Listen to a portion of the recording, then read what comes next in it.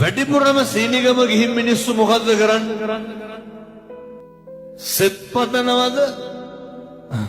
හැබරියම්ම කියලා කියනවනේ. කියනවනේ කකුල් කැඩියන් කියලා කියන්නේ. කොරවයන් කියලා පණ්ඩු ගැට ගන්න. කාටද? මේ බෙදලත් එහෙමද නැහැ. පොඩි හරි හොරකමක් වුණොත් මොකද කරන්නේ? අතනවනේ දරුවෙකුටවත් හරියන්න එපා කියලා. මැරෙන්න කලින් ජීවිතෙන් නතර කරන්න ඕන එකක් තමයි හොඳට මතක තියාගන්න. අනුන්ට වෛර කරන එක නවත්තන්න. මිනිස්සු අපිට කොච්චර දෙස් දෙවල් තිබ්බත් මම මේ කියන එක හොඳට අහගන්න. අපිට එදිරිවාදිකම් කරපු මිනිස්සු ඇති නැද්ද? කකුලෙන් නැද බුදවිය නැද්ද? ඉස්කෝලේ යන කාලේ ඉඳන් හතුරුකම් කරපු මිනිස්සු නැද්ද? කසාද බැඳපු දා ඉඳන් ගෙනහෙලිකම් කරපු නැන්දම්මලා නැද්ද?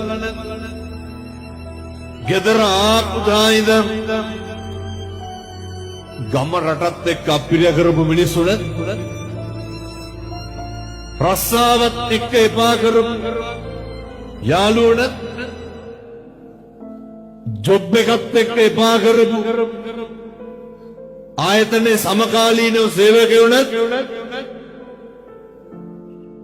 ඔය ජීවිතය අපිරිය වෙන තරමට අප්‍රසන්න මිනිස්සු හම්බෙලා ඇති. බොහොම කරුණාවෙන් දේශනා කරන් සත්පුරුෂ පින්නතුනි ඔලු තියපු මිනිස්සු ඇති නැද්ද?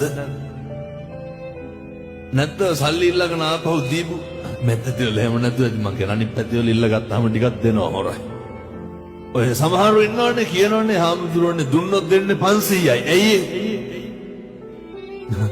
ගන්න බැයි නම් දෙන්නේ 500යි. අරගෙන ඕන තරම් දෙන්න ඇත්තේ. නැත්තන්ගේ ජීවිතේට බොරු කියපු මිනිස්සු කොච්චර ඉන්නවද? රවට්ටපු මිනිස්සු කොච්චර ඉන්නවද? එකපාර නෙමෙයි දෙපාර රවට්ටපු මිනිස්සු කොච්චර ඉන්නවද? බොරු පොරොන්දු දීපු මිනිස්සු කොච්චර ඉන්නවද?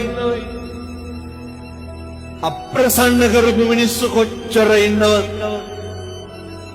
බුදුහාමුදුරුවෝ මොකද්ද උගන්වන්නේ? බුදුහාමුදුරුවෝ මොකද්ද කියන්නේ? මිනිස්සුන්ට අල්ප මාත්‍රයකින්වත් වෛර කරන්න එපා. මිනිස්සුන්ට අහිතක් පතන්න එපා. දෝෂයක් නගන්න එපා. ඇයි පින්නතුනේ මෙහෙම කරන්න එපා කියන්නේ? මෛත්‍රී කරන්න පුළුවන් එකම ආත්මේ මොකද්ද? බල්ලොන්ට මෛත්‍රී කරේ. මෛත්‍රී වඩන්න පුළුවන් සතෙක් කියමු බලන්න. මොන සතාටද මෛත්‍රී වඩන්න පුළුවන්? මෛත්‍රී වඩනවා කියන්නේ අමුතුවෙන් කරන එකක් එහෙම නෙමෙයි. මැරෙන්න කලින් මේ කැත ගති නවත්තලා මැරෙන්න ඕනේ. හේතුවක් තියෙනවා. සංසාරේ පින්නතුනේ හරි කාලෙකින් අපි මිනිස්සු වෙලා උපදින්නේ. දැන් මේ අම්මලා තාත්තලා හිතාගෙන ඉන්න ලබනාත්ම කවුරු වෙලා උපදී කියලාද? එහෙම සැකයක්වත් නැද්ද? කල්ප ගාන යනකම් මිනිස්සු වෙලා උපදින එකක් නෑ. හේතුව අර බුදුහාමුදුරුවෝ දේශනා කරනවනේ ආනන්ද හාමුදුරුවෝ